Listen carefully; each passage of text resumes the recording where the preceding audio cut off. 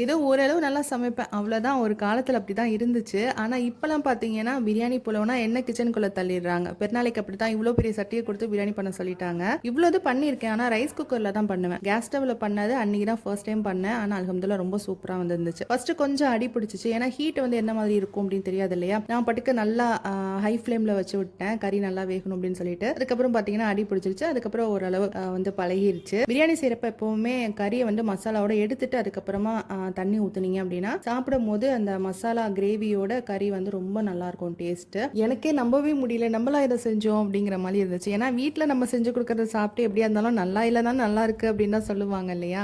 ஆனால் வெளியில கொடுக்குறப்ப அவங்க சாப்பிட்டுட்டு வந்து நல்லா இருக்கு அப்படின்னு சொல்றப்ப வந்து அவ்வளோ ஹாப்பினஸ் இருக்கும். அப்புறம் அன்னைக்கு கிரில் பண்ணியிருந்தேன். இதோட ரெசிபி வந்து நெக்ஸ்ட் வீடியோவில் ஷேர் பண்ணுறேன்.